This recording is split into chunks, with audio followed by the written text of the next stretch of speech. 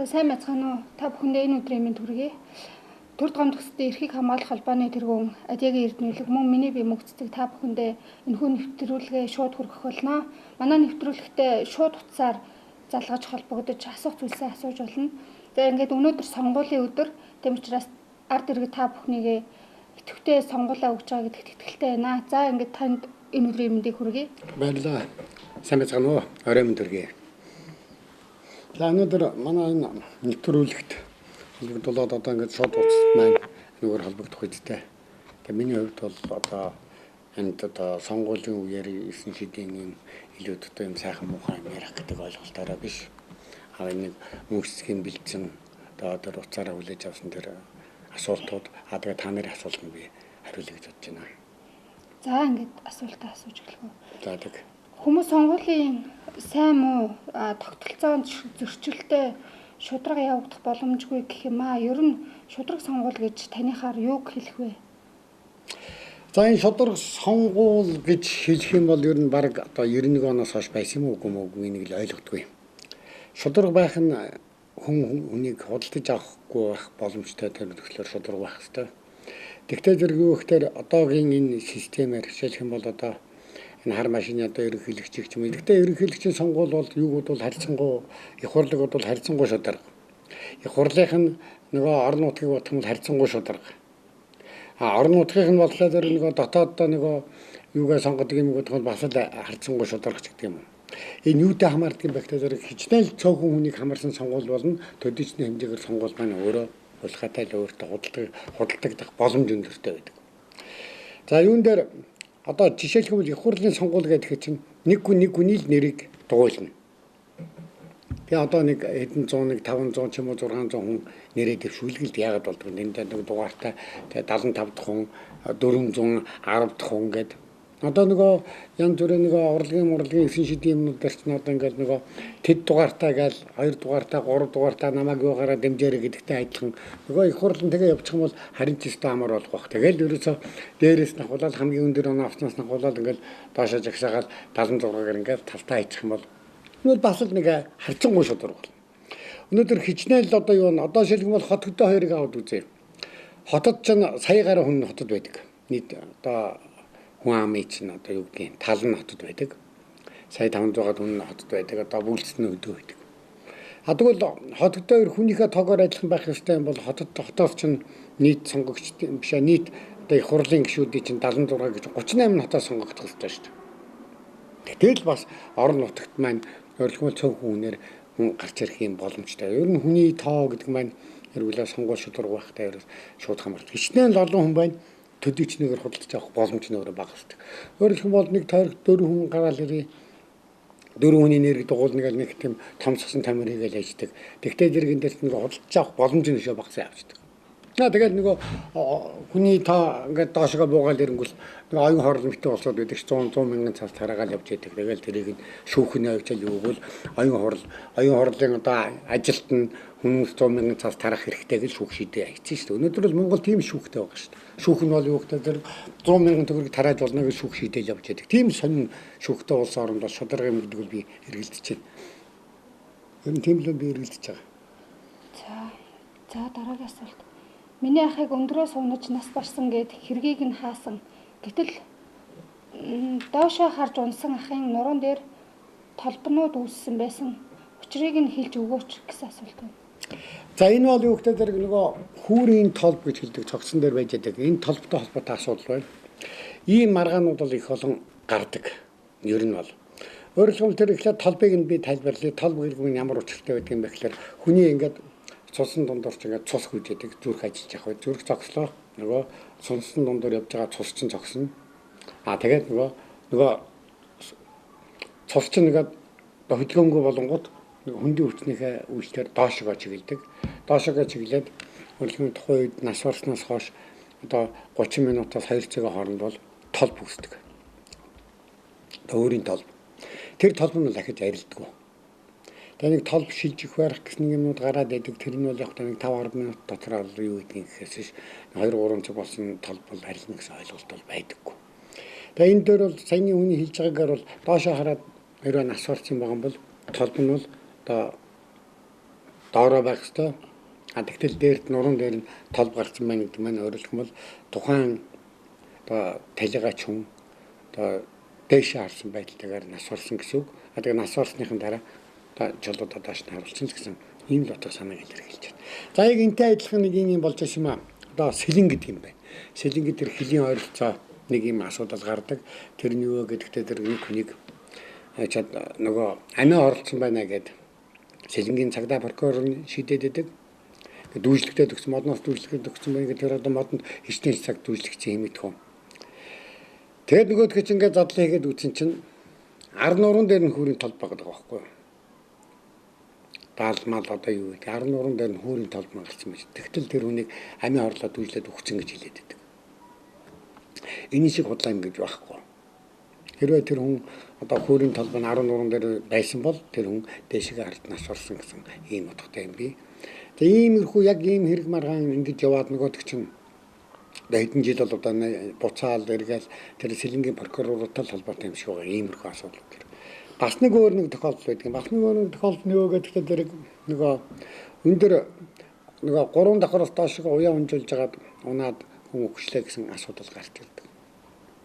Тэгтэл эргүүлээд тэн дээр бас л нөгөө толбон дээр нь зөрчилтэй юмнууд үүссэн байж байдаг.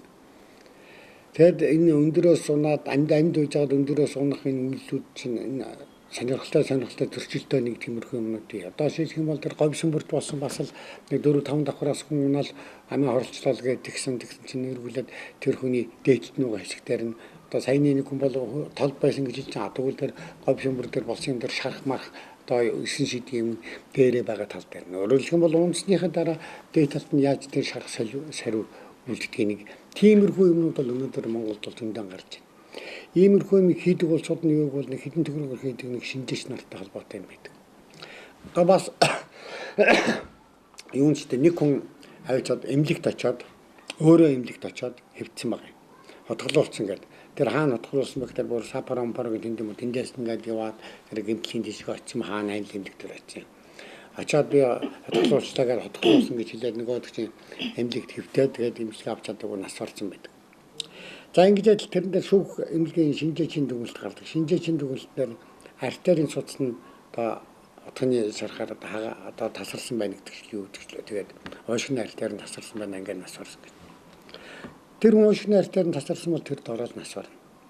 Тэгээд ямар зорилгоор ингээд хүмүүс юм дүгнэлт гаргаад байдаг. Ягаад бэхлээр энэ шинжээч эмчнэрийн дүгнэлт бол дандаа ер нь гошлон прокурор хэний захиалгуудаар мөрдөн байцаагч нарын захиалгаар хийгддэг. Мөрдөн байцаагч нэг хэргийг түргэн шуурхай шидэд явуулчихын тулд одоо нэг хүнийг буруутгахын тулд тэр захиалга хийгддэг. Ийм л утга учиртай болчиход байгаа. Тэгээ нөгөө талаар мөнгөөр хийгддэг. Одоо өнөөдөр хөнгөн гэмтэлтэй хэрэг маргаанууд бол айгүй их явж байна. Эхэл хөнгөн гэмтлийг одоо хууль бус аргаар хийдэг гэдэг нь өөрөө тогтоогдоод идэг. Одоо нэг дунд чаншин 500 шийдэг л хийдэж байдаг үлээ. Тэгэд эргүүлээд тэр нэг хөнгөн гэмтэл хүнд үүсгээл тэгэл хүнээс хариуг авдаг тийм юм. Ийм ажил хийж ягаад хөнгөн гэмтэл одоо хуурамчтай дүгнэлт гаргасан этгээд нэг одоо шүүгчийн захиалгаар хийгдсэн этгээд ингээд шүүхээр ороод ялдагт болоход шүүгч нар юу гэдэг юм чаныг бол энэ хүн гэмбургүй энэ худалдаа дүгнэлт гаргасан бол ямар ч гэмбург. Ягд бол энэ мэрэгжлийн алдаа байна гэсэн тийм сонирхолтой нэлээд явж идэг. Би энэ шүүх шинжилгээний үндсийн төвд итгэдэг. Дандаа хэрэгжилжээд дүгнэлтүүд гаргадаг. Ийм юм зөндөө олон бий. Одоо тэр хүүрийн саяны тэр нэг асуултанд байж байгаа тэр хүүрийн толбын тухайн асуудал дээр. Энэ дээр одоо тэр хүүрийн толбон 13 дээр байж хахад одоо өндөрөөс унаад нас орсон гэж дүгнэлт гаргаж байгаа тэр шинжээчийг ер нь шууд юунд төгөх ёстой. Улсын мөрдөн биш цагдаад нөх ёстой тэр тухайн одоо хараалын цагдаад. Ийм л асуудал байна. За баярлалаа. Өнгөрсөн намар манай дарга намайг ажлаас халсан. Ээлжиндээ гарах шаардлагагүй өмнөх ээлжийн тооцоог чинь карт руу чинь хийсэн гэж хэлсэн. Гинэт халагдсны мөнгөө авч болох уу гэсэн мэн. За энэ ээлжийн тооцооны тухай асуудал гарч ирж байна. Энэ ээлжийн тооцоо гэдэг маань нөгөө одоо байж байгаа нэг 2-7 хоногийн ээлжтэй, 7 хоногийн ээлжтэй, 3 хоногоор ээлжээр ажилладаг. Эсвэл нөгөө 24-48-ын ээлж юм уу? Нэг ээлжийн асуудал байна. Энэ уцаар хэлж яхийг бодоход л энэ бол геологийнхэнтэй холбоотой болов уу гэж бодож байна. Өөрөлдвөл геологийн одоо тэр нэг юуник өрмийн бригад босод нэг тиймэрхүү юмнууд төр нэг иймэрхүү удаан хугацааны ээлжийн асуудал уцаар нөгөө хүмүүсээ дуудаж ажиллаулдаг ийм юм байдаг. Гэхдээ энэ дээр нэг юм асуудал байна. Энэ дээр юу гэхээр тэр энэ асуулт өгсөн өөрөө мэдж байгаа тэр хөдөлмөрийн дэвтэр нийгмийн даатгалын дэвтэр чи яадаг юм бэ? Өөр чинь байдаг юм уу хаашаа? Тийм юм шиг байна. Эсвэл одоо нөгөө хөлсөөр гэрээгээр ажиллах гэрээний журмаар байдаг юм уу? Өөрөлдвөл уцаар яриа зогсож болж байгаа гэсэн асуудал. Нөгөө талаараа яг аль нь ч одоо байгууллага дээр байгаа хүмүүс хайхрахгүй юу ингээ явж байдаг юм би. Нөгөө талдаараа танд уцаар мэдгдсэн байна. Уцаар мэдгдсэн бол одоо та гардаж авах эрхтэй. Одоо юун дээр байж байгаа? Хөдөлмөрийн тухай хуулийн дээр байж байгаа. Гардаж авснаас хойш 30 хоногийн дотор та шүүхэд нэг хэмжээ гаргаж байна. Өөрөлдвөл үнэлэлгүйгээр ажиллаж халагдлаа гэдэг. Тэгэхээр танд цаана боломжууд байна гэсэн үг. Та гардаж ав, байгууллага дээр очиод би тушаалаа гардаж авъя гэдээ гардаж ав. Одоо бид нар дээр ирээ шийдэгдэжсэн хэрэгүүд дотроос 91-2 оны үед юм да. Бааслын сонгуулийн энэ сонин байлаар нэг цэргийн ангийн одоо байлдагч нар нь арчилсан хүчний төлөө саналаа өгсөн гэд ангийнхан даргаыг нь авчиад ажлаас нь халаа хийдэг. Тэр гардаж аваагүй байжгаад одоо 10 хэдэн жилийн дараа гардаж аваад асуудлаа шийдсэн юм тохиолдол хүртэл бий. Тэгэхээр тэр ер нь тушаалыг гардаж аваагүй бол танд нэг боломж бас хадгалагдчих боломжтой байдаг юм байна л гэдгийг хэлье юм. За. Би туслах замаас төв зам руу эргэсэн 2 дугаар игнээ рүү орж чадаагүй баг зэрэг яваад 2 дугаар игнэнд орсон. Гэтэл надад торгуулийн хуудас ирлээ. Би буруутай юу? За энэ ийм юм би.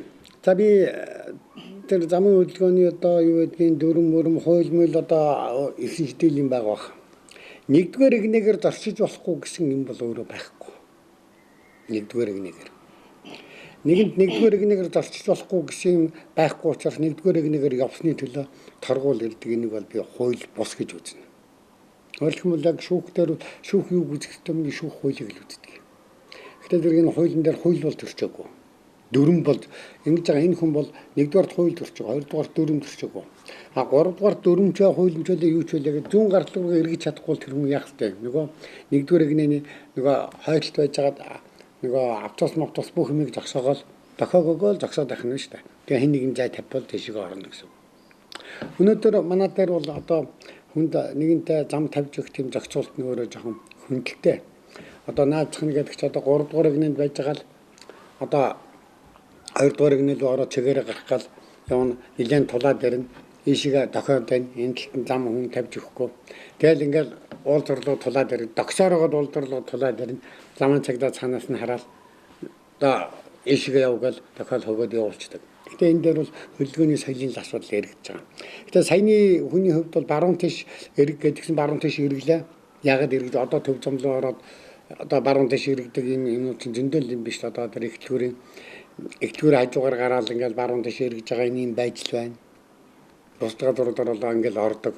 Тэгээ ингэж орох үед нь бол одоо нөгөө босод машинууд зам тавьж өгөөгөөс болоод энэ хүн өөр хохирчлоо л доо. Гэтэ энэ хүний буруу гэж байхгүй. А хэрвээ яг та юу гэж бодохгүй бол нэршгүй бол адгийн зарга 10 хоног гэж бодохгүй бол наадахыгаа та шүүгтэж болно. Ийм асуудал байгаа шүү бас. А тэгээ шүүгтээд энийг өөрийгөө зөвтгөхөд гарсан тохиолдол бас бий. Тийм шүүхэн шүтэр бас байдаг шүү.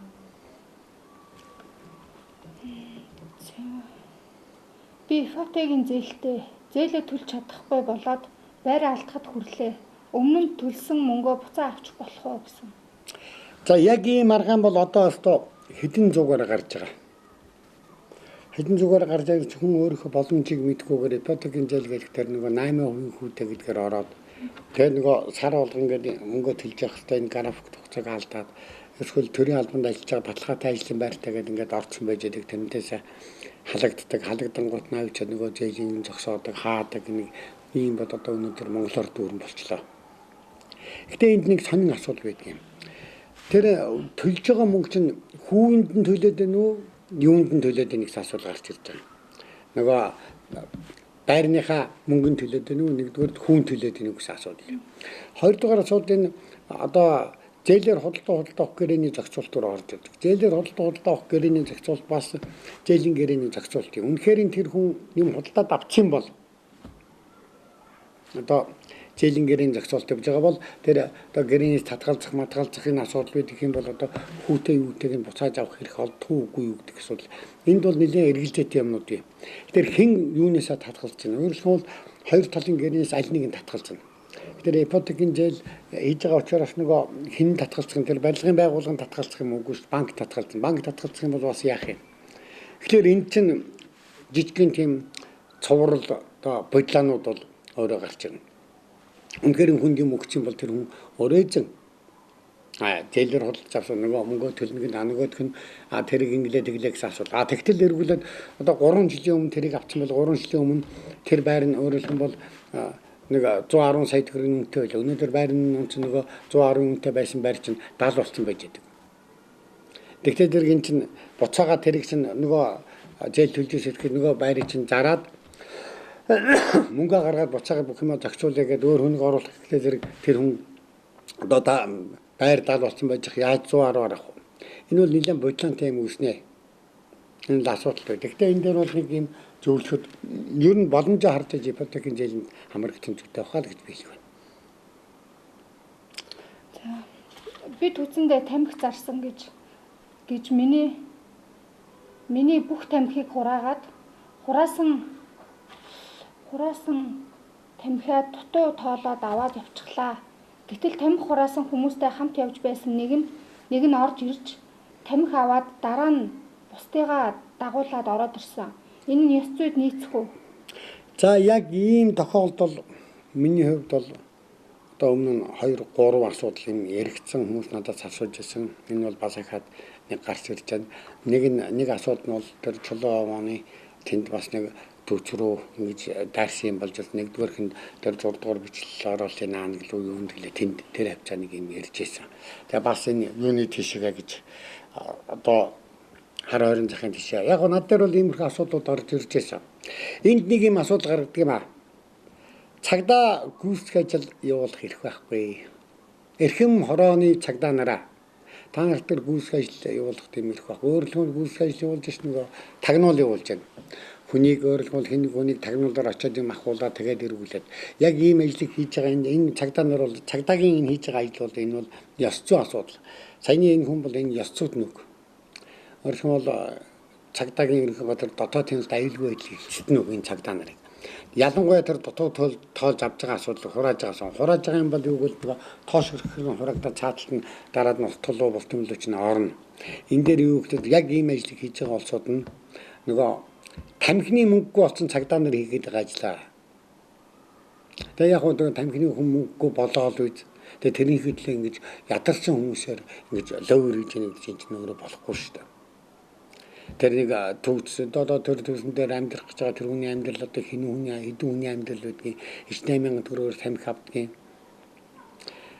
Тэгээ тэр нэг тамхины хуулийн дээр тэр одоо зохицуулдаг этгээд нь одоо хин яаж явдгийг тамхины байцаагч гэдэг нэг үсэн гаргаад явж ивэл амар яа. Тэгэхээр эргэлээ хин нэг хүнээр тагнуул хийлгдэг асуудал маань өнөөдөр нэг л биш шүү. Одоо цагдаа нар байдгийн. Цагдаа нар юу гэдгийг бэхтэй тэр нэг бас л нөгөө архины тагнуул хийлгүүлдэг бас л адилхан нэг юм гардаг. Тэгсэн мөртлөө өөртөө болохтой зэрэг арх авдаг. Над дээр нэг одоо нэг цагдаа ирж ирсэн юу ажсэн тэр өөр нэг замын цагдаагийнханд ажилладаг байсан гэж яваад. Тэгсэн чинь нэг эрүүгийн хэдэн цагдаа нартай хамт арх уугаал явсан чинь шинжэнгөл тэднэр лээшээ тийшээ нөгөө архиндаа яваад өөртөө олоод энэ дэлгүүрс тэр дэлгүүрс арх авал цагдаа нар бол шөнө арх уугдвал ямар саад байдгүй юм бэ. Одоо цагдаагийн хэдэн байрнууд дээр чинь тэгээд ер нь оройдоо ядаж нэг хүн арх уугаад тэднэр чинь арх уугаад байж л байдаг. Тэгсэн мөртлөө иргэдэг ингээд ийм юм бишээ. Энэ бол эргүүлээд шудраг байх ёстой. Тэр цагдаа нар одоо тагнуул хийгээл болчих. Цагдаа бол юу гэдэг зэрэг өөрөлдөө нийгмийн хэв журмыг сахина. Гэхдээ тагнуул хийж хэрэггүй байх гэж би хэлэх байна. Тэгвэл тэр тоолсон тамхи яг тоош өргөөр хүнлэн игэрчиг байлгаж тоолоорой. Тэр одоо хурааж авч байгаа цагдаа нарт хэлэхэд хураалгаж байгаа улсууд хэлэхэд. Тэр тооноос нэг 2 ширхэг тамхил гараад бол тэр цагдаа тэр 2 ширхэг тамхиг хармаалж байгаа шүү. Тэгэл ойлгож байгаа.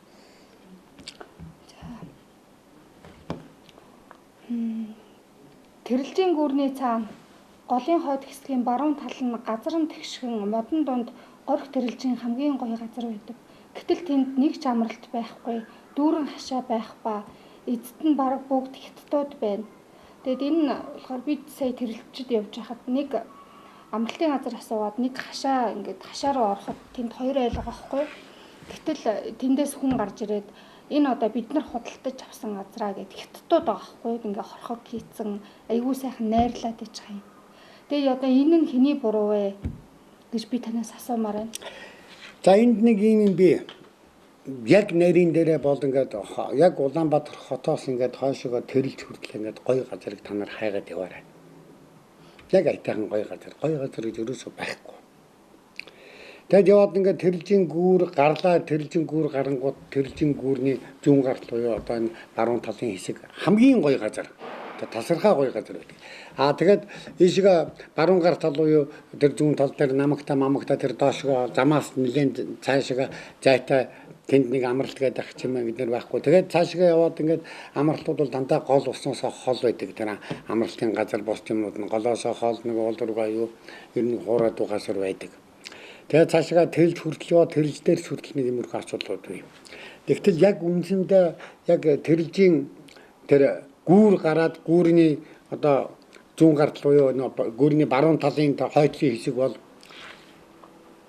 яг Улаанбаатараас тэрэлж хүртэл хамгийн гоё газар нь тэнд байдаг юм. Тэнд юу байдаг юм бэ гэхээр тэнд хятадууд байдаг. Монголчууд тэнд байдаг. Гэхдээ монголчууд байхдаа өөр монголчууд өөрөлдөл унаат хэрэгтэй майхантай монголчууд очиод тэнд майхнаа бариад юу яадаг. Ер нь бол дулаан дөрүүд бол тэнд нэг 10-аад майхантай таарлаж байна. 10-аас жилүүтэй таарлаж байна. Тэгээд нэг юут бол бусд үед бол өөр тохиолдолд тэнд монголчууд гэж байдаггүй. Тэр юуг бол худалдаж авсан гэж. За тэр дархан цаазд газрыг худалдаж авдаг хятадуудын асуулт тэр оюун хорол мөрөлмитийн тэр оюун гээд нэг юм байсан. Нөгөө ахыхаа нэрээр их хурлж хуужсэн тэр чинь байгаль орчны сайд байсан. За тэр одоо оюун хорол гэж юм байж. Энэ байгаль орчны сайдууд газрыг зардаг юм уу? Эсвэл иргэд зардаг юм уу? Өөрөлдөх юм бол тэнд бол өмчлөлийн газар гэж байхгүй. Тэнд өмсөл өгөхгүй. Тэнд хүн аял зуучлалын зорилтоор газар өгнө. Тэр туслангийн газар бас өгөхгүй. Өөрөлдөх тэнд чинь туслангийн газар олгогдохгүй шүү дээ. Тэр туслан хамгаалтай газар. Тэгэхээр туслангийн газар биш. Туслангийн газар биш юм бол тэнд айл байхгүй гэсэн үг. Айл биш юм бол тэнд юу байгаа? Нэг амралтын газар. Тэр амралтын газар нь юу гэдэг тэр бас л тэнд тэр байгаль орчны яамд нь одоо ямар нэг асуудалтай юм байдаг. Тэгтэл тэрийг нөгөө хятадууд нь би худалдаж авсан гэж сууж байна. Энэ маш аюултай. Одоо ингээд бүх айтайхан газрууд бүгдээрээ тиймэрхүү байдлаар яваад гисэн. Одоо тэр булганаас хүн хурж ирээд бас л юу болоо хамгийн гоё ингээд голын дагуух газрууд нь бас гадных нь болчлоо л гэсэн Монголын бүх гоё газрууд нь ингээд явчихж байгаа юм. Ер нь байхгүй болж байгаа юм. Монголчууд биднэрт ямар газар үлдэж байгааг бол нэг тийм ингэр одоо юу гэдгийг хуурай мураа одоо усчиг байх одоо юу гол горихгүй тийм газар биднэрт үлдсэн. Тэр сайхан гол горихтой тэр газрууд бол бүгдээр ингээд гадны хүмүүс судлаад авсан шүү дээ. Солонгос, Хятад, Метад ийм улсууд худалдаад авсан. Одоо эзэмсэн ард талд нэг баяраа ч юм уу нараач гэдэг юм уу нэг эзэнтэй л байж тэгээд тэр нь бол дандаа л тийм байж байгаа. Тэгээд ч одоо удахгүй ингээд Монгол юу яах юм гэсэн шүү дээ. Нөгөө Азийн хөгжлийн банк нь одоо Монголын өрийг хятадд зараад хятад нь одоо энэ төр засагтаач яриа тохирсон одоо 60 жилийн түрээсэн гэрээ байгуулах гэж Монголын газар нөхцөлөөр. Нэг гол сайхан газрууд бүгдээр л явах байлгүй дээ.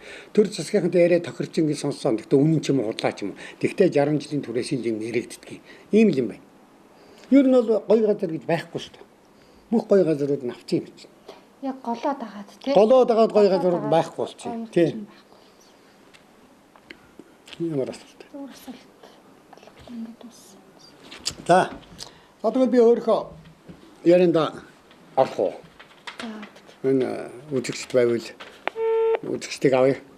За өөрийн гол яриа гэдэгтээ тэр энэ маань өнөөдөр Монгол хууль, шүүх, эрх зүйн орчин ямар болцсон бэ гэдэг асуудал бол энэ бол хамгийн ноцтой юм байна. Ягаад би энийг хамгийн ноцтой гэж үзэж байна гэдэгтээ тэр. Сая Баян зүрх дүүргийн эрүүг хэргийн анх шатны шүүхээс нэг одоо тогтоол гарч байна. Тэр нь бол ямар учиртай юм бэ гэдэгтэй зэрэг. Шүүхийн шийдвэрт гомдол гаргасан иргэнийг шийдэх нэ. Шүүхийн шийдвэрт гомдол гаргасан иргэнийг. За энэ авч. Байна уу? Байна. Бүгдсэн байна. За би нэг юм асуух гэсэн юм байна.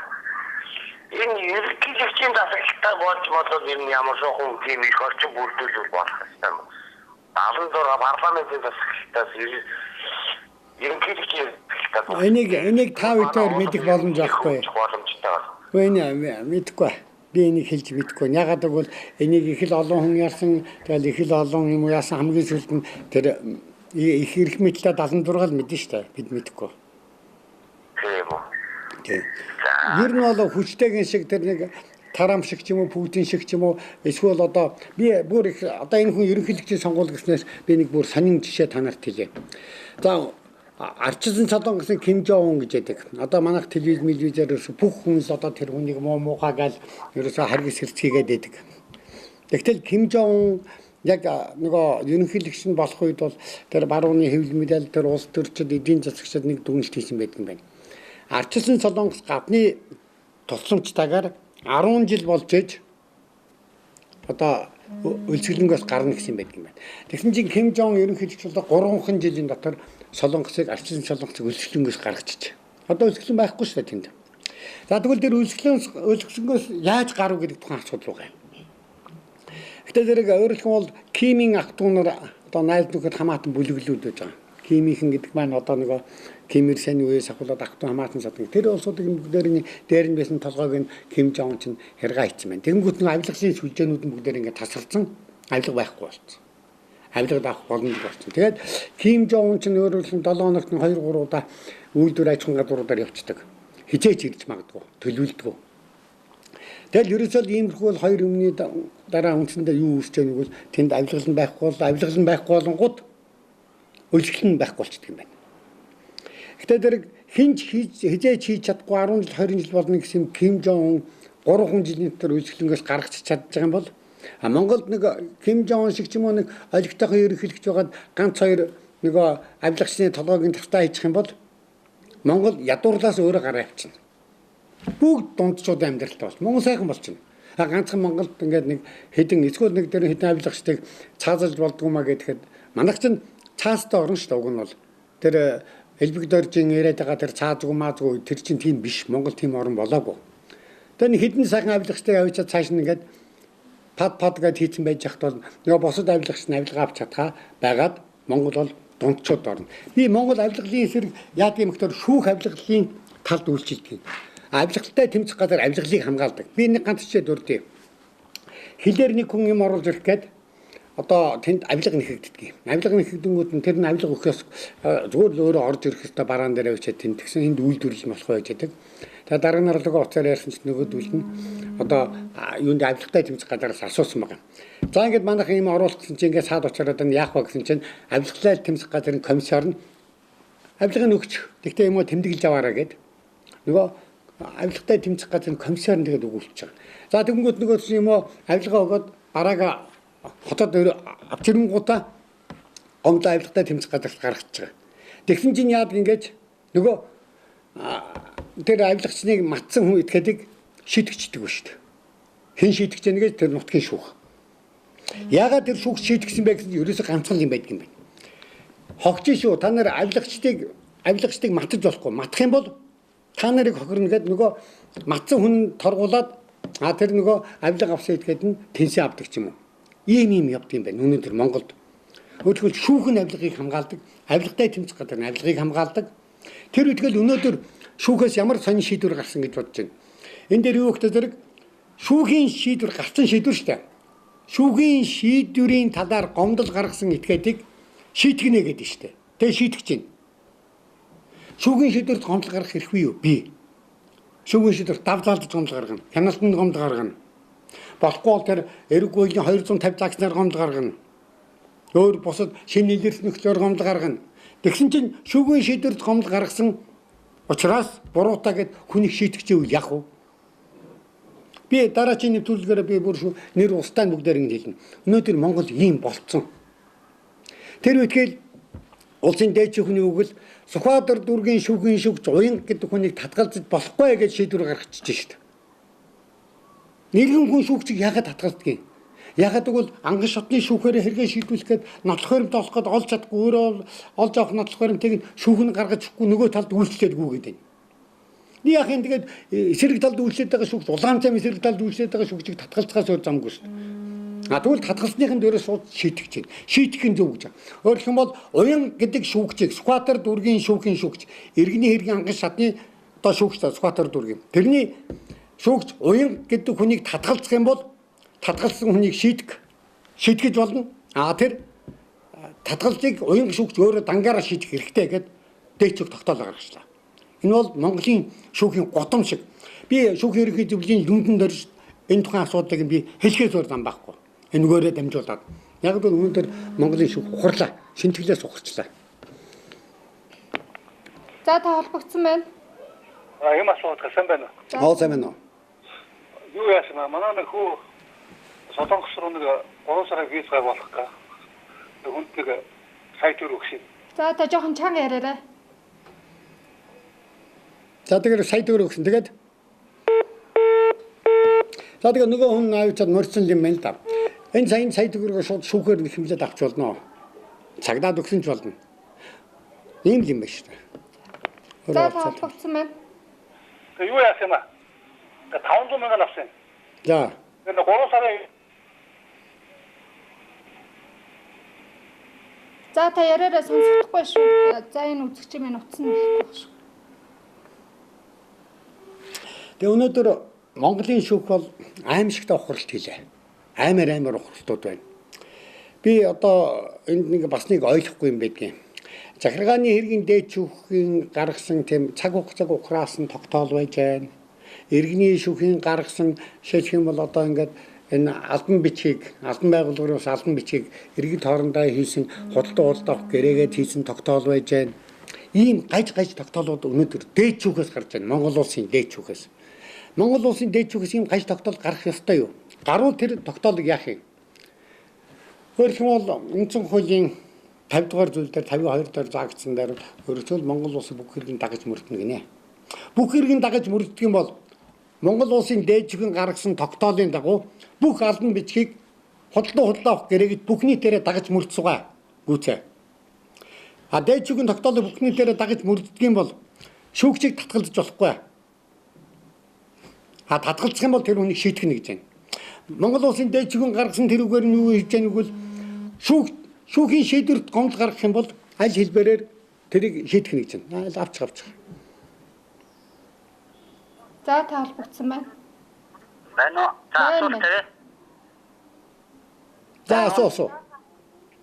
За асуулт асуугаа явчаарай. Байна холбогдсон байна та. За баярлалаа. Эрдэнэлэг таньс нэг зүйл шилхий гэж бодож байгаа маа. За.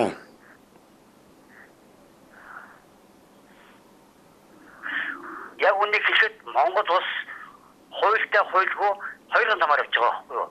Нэгд нь эрх мэдэлтэй буюу мөнгөтэй улсуудад нь дээд зэргээр өөртөө ашигтай байдлаар нь хууль нь хэрэгждэг. Хүн алдсан байсан ч гэсэн шоронд орохгүй. Би түрүү хэлсэн дээр нэг Huuliin талбайг тэгж янзлдаг. Жохон одоо юу гэдэг нэг 30 мянган төгрөг хулгай ихэд 40 жил ч юм уу 20 жил ч юм уу яалаа авна. Нэгд хоёр дахь юм бол би ард түмэндээ хэлчихье. Энэ одоо манан одоо энэ 76 гişгүүдээс одоо болооч тий. Үнэхээр идэх чинь зүгээр арал худалдаад авсан гадаад бүл бүтэн одоо ноос аралтай юм усод авахгүй юу. Зүгээр шидэн тэр бомаараа долларыг усын хөрөнгөөс тэр бомдгууд нь өчнөө завшаад төрчихсөн. Тэр хотод толгой эргүүлээд угаагаа солиороо балаараа гэлээрэж явдаг. Тэгээд одоо бонд гарын цагдаа нар нь шүү дээ тий. Одоо шүүгчнэр нь болохоор одоо би үнийг хэлчихвэл шууд хорон цагдаа намайг боомжилдаг. Тэгээд намайг торглоо гэдэг 15 би ирүүлэх байнга орд. Тэгээд 15 мянгаар чамайг торглоог нь юундаж харуулах болохгүй. Өчнөө 15 мянгаас хэдэн 100 мянгаараа энэ усууч нь орж байгаа шүү дээ. Тэгээд ерөөсөө манай цагдаагийн хяналт гэж байхгүй, угаасаа төрийн хяналт гэж байхгүй. Тэгэхээр их хурлын буюу төрийн захиргааны албан хаагчдын тангарыг нь болоод хуульчлах хэрэгтэй байхгүй юу? Тэгээд Одоо хахуулын тухай хууль шууд өөрсдөө оруулаад хахуул авсан хүн нь 100% буруудаад албан тушаалаа өгөөд нөхөн төлбөрийг нь төлөх ёстой. Хахуул өгсөн хүн зөвдөл байх ёстой байхгүй юу? Тэгвэл энэ хахуул чинь үнд суураараа алга болдгийг. Би ойлголоо. Юурээс байхгүй. За би ойлголоо. За энд нэг юм байна. Саяны дараа хийсэн тий баярлаа. За саяны дараа хуулийн тухай асуудал бол 2002 онд гарсан эрүүгийн хуулийн дээр өөрөлдвөл авилгалыг өгсөн хүн нь сайн дураар хэрэгээ хүлээж эрүүл одоо энийг ялгүй болгоноо одоо ял тооцохгүй гэсэн тийм тайлбартай байсан. Тэр нь явсаар гад 2008 онд юу гэдэг дэрэг эдгээр энийг тэр тайлбарыг авч ирсэн шалтгаан яасан бэ гэсэн чинь айгүй олон хүн өргөжлөх учраас их олон төрлийн албаагчид шоронд орох гэсэн. За та холбогдсон байна. Сайн байна. За сайн байна. Би нэг техникийн асуусан. Энэ иргэнгүй иргэн хүн хэлцэн дууссан л та. Тэр иргэний шүүхээр одоо ингээд хөөцөлд явахаар одоо тэгээд яа гэм бол шийдэгдэм болоо яа гэм бол. Иргэний журмаар шийдэгдэн штэ. Шийдэгдэн. Хөөж хугацаагаа танаар зөв тооцоолоорой. Янз бүрийн гэж яахгүй. Шүүхээр явуулах гэж дараа нь яг зөв төрөг ялгаад өгчтэй. Тэрнээс шиг хавлаж нь нэг баярлалтай юм байна. Ийм шүү дээ. Хэрвээ та аль талынх нь хүн юм болоо? Хохирогч талынх нь хохирогч талынх нь бол тэр эрүүгийн шийдэх тогтоолдоор таны тэр хохирлож юм чинь загаад тэр заасан юмар чинь иргэний журмаа биш иргэний журмаар гэдэг нь шууд шийдвэр гүйцэлээр явагдана. Хэрвээ та хохирлож дижтэй хэлэхээр заагсан бол та иргэний шүүгд хандах ёстой шүү дээ. За дараачих нь. Яцаа. За та холбогдсон байна. Тэгээд дахиад хэлье.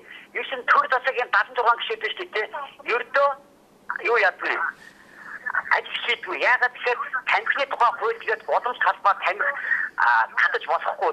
Дэлгүүрийн сургуулийн ойлцоо амьдрал байхгүй тэмдэглэлээр байгаа юм гадарч буулгаж ирдэг. Тэгээд тэрнийхээ хүмүүс нь тарих угаад өөрсдөө идэж ууж байгаа юм батууддаг байхгүй. Энэ тарих ууж байгаа нэг хэлбэрээ. Хоёр гэх юм бол одоо хүчирхийллийн тухай гэр бүлийн тухай хууль чинь би яахаараа 15 настай охиноо 10 настай банда 10 цагаас нь хоош ирэхэд орой ирлээ гэдэг нэг бүхэн дээр нь алгаж болдгүй. Яахаараа тэр хүүхдүүдэд загнахаар би буруутсан болчих. Ийм чиний хууль байдгүй маа. За ойлгосон. Харин их тоддог ус би мөчтэй бодсон. Тэгээд ер нь бол бүгдийг зохицуулах асуудал гэж байхгүй. Энэ дээр бол юм дээр сайнтай ч юм би муутай ч юмнууд бий. Энэ би их тамхи татдаг хэрнээ би тамхи нь бол нэг талаараа зөв гэж үздэг. Одоо хүүхдүүдийн тамхи татаад явах нь бол энэ баг болсон. Иймэрхүү яг тодорхой хэмжээний ийм хязгаарлалт үүссэн энийг би буруу гэж боддог. Гэхдээ тамхиг бүр мөсөн байхгүй болгож бас болохгүй. Тамхин чи хэрэгтэй өчнөө ол юм би. Наазах нь гэдэг чинь одоо та нар аваад үзээ юу. Харшилтай хүмүүсээ та нар бодоорой. Өөрөлдвөл тамхи татдаг харшилтай хүн маш цөөхөн байдаг шүү. Ер нь ихэнх ер нь харшилтай улсуудын 90% тамхи татдаг улсууд байдаг. Нөгөө талаараа энэ тамхи чинь харшлын эм гэсэн үг. Нөгөө талаараа одоо ингээд та нэг одоо яадгийн шархтдаг ч юм уу янз бүрийн болоод ингээд хуруугаараа хутган зүсчлээ гэдэг тамхи тавиал боочхол чинь зөв зүгээр ямар ч идэлхгүйгээр идэх чинь. Ямар ч антибиотик тавиад эн чинь идэлдэг штэ. Тэгэхээр тамхин цайн чинь би муу чинь би. Би тамхиг сурталчлахгүй. Тэгэхдээ тамхины хуулийг би буруутгахгүй гэдэг юм бас. За та холбогдсон байна. За холбогдсон байна. Та асуултаа асуугаарай.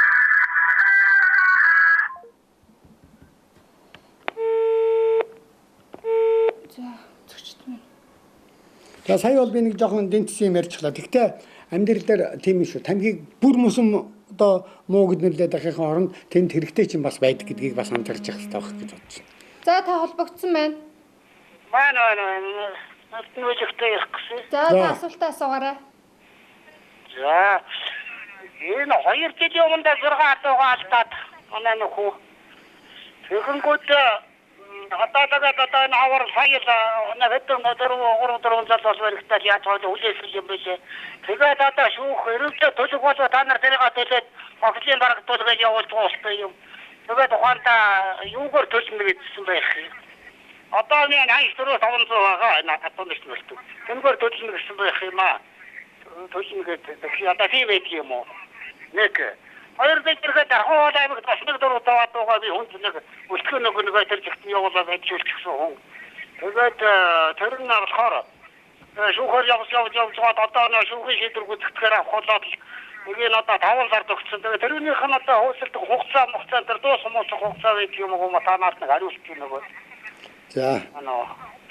За энэ шийдвэр гүйцэтгэлтэй холбоотой асуудал байгаа дах шиг байна. Шийдвэр гүйцэтгэл ордоо нэг нь эрүүгээр яваа тэгэл хэдэн мал төлгөл ингээл шүүгийн шийдэх тогтоол гараад нөгөөх нь тэнцэн аваад ч юм уу гарсан юм шиг л байна да. Тэгээ нэг нь тийм учраас бол тэр шийдвэр гүйцэтгэлээ шах. Шийдвэр гүйцэтгэл тэр хүмүүсээс юуг нь авч ямар юмыг нь аваад тэр юу яах юм. Одоо аль нь ч ажиллахан тэр дархны эднэргээл тэгсэн бас шийдвэр гүйцэтгэлтэй холбоотой асуудал. Тэгээ шийдвэр гүйцэтгэлийн нэг юм асуудал байдаг юм аа. Тэд нар юу гэхдээ тэр нэг л их мөнгөтэй дундаас нөгөө маш богино хугацаанд их мөнгө олчих ерөөсөө ийм юмд л анхаарлаа тавих болохоос биш нэг их ажиллагаатай бага мөнгөтэй ийм л шийдвэр гүйцэтгэлийг явдаггүй. Явдаггүй болохдоо тэр энийг явуулж бас болдгийг. Та орон нутгийн гэдэг шиг орон нутгийн шийдвэр гүйцэтгэлтэй холбоотой юм бол одоо шүүгийн шийдвэр гүйцэтгэх ерөнхий газар дээр нь очоод тэр орон нутгийн хариуцсан одоо шатар гүйцэтгэгч нар байдгийг тэднэрт нь хандж гомдлоо гаргасан зүйтэй авах гэж бодож байна. За та холбогдсон байна. Асуултаа асуугаарай. За. Эрдэнэс нэг юм лавдэ. За. Эрдэнэс юм лавж болох уу? Асуу. За. Би нэг энэ сонгуулиудаа тэгээд нэг начгоос худлаа яриад тэгээд төрийн аваад одоо энэ хууль бус гэдэг одоо өнөөдөр бас хууль бусаар ингэж аваад байгаа. Энд ер нь хууль үйлчлэх юм уу эсвэл ер нь чи юу ч зүгээр нэг чамаас юм сонсч юм бодсон юу гэхээр тэр нөгөө айлгтай тэмцэх газрын хуучин дарга, шин дарга тэгээд тэр нэг сонгуулийн хорооны нарийн ойлгосон. Би одоо хоёул зөрчсөн асуудал руу орж болохгүй. Ягаад гэвэл энэ сонгуулийн сурталчилгааны асуудал руу орчдгийг. Харин би тэр оюун хорлог бол чөлөөтэй яриад байгаа шүү дээ. Би ганц оюун хорлыг сайн мэдж байна. Ягаад гэвэл телевизээр гараадсан 100 мянган цаас нөгөө туслахын тараагаад явж байсан. Тэр телевизээр гарч ирсэн. Бусдыг нь бол би мэдэхгүй. Тэр одоо ингээд янз бүрийн саяны одоо телевизээр гараад явж байсан тэр нэг хэдэн хятад Монгол хэдэн том дарга нартай ингээд уулзж байсан нэг юмнууд байж байдаг. Гэхдээ тэр хятад Монгол дарга нар цагдаагийн дарга нартай уулзж байсан юм тал дээр би ярих юм бол би буруутай шүү дээ. Ягаад гэвэл сонгуул одоо хугацаанд дуусаагүй 10 цаг болоогүй шүү дээ. Харин өнөөдөр 10 цагаас хойш бол харин ярьж болдог шийдв. Тийм үстэй. Маргааш бол ярьж болно, өнөөдөр бол болохгүй. Уучлаарай та.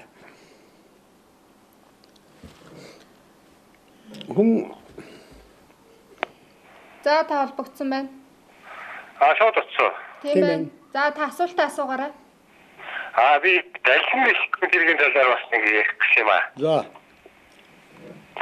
Байна. Би нэг далхин ярих гэж юм энэ одоо хуурамч кадастрын зургийг ашиглаж хүний эд хөрөнгөний дээрэмдэг талаар нэг зөвлөгөө авах гэсэн. Нэг хүмүүс би нэг хогч юм л да өөрөө. За. Тэг.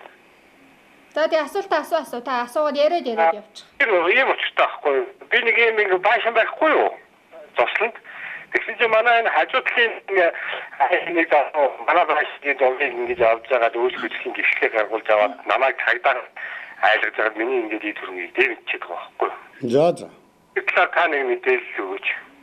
Ер нь ингэж кадастр хийдэг янз бүрийн хуурамч одоо газрын бичиг хийлэгдэг одоо нэг жишээлх юм бол захирамж гаргуулахдаа нөгөө нутаг дэвсгэрийн заагаагүй газар хийгээл тэгэл тэрийг ингээл их олон хороонуудаар давхардуулж газар авдаг юм зөндөө олон бий. Та үнэхээр тийм байгал баримтаа та маргас ажил дээр хүрээд ирэл дээ би үзье наадах чинь. За. Одоо ялангуяа Сүхбаатар дүүгийн газрын алба гэдэг нэг. Бүх газрын алба адилхан дүүрэн л өөрчлөн байдгийг. Үнэн л өөрч юм байна. Тэгээд дээрээс энэ үйл хөдлөлийн бас өөрчин. Одоо тэгээд би захиргааны иргэн шүүхийг явуулж байгаа юм л да. Тэр л өөртөө дүүрч юм чи яах вэ?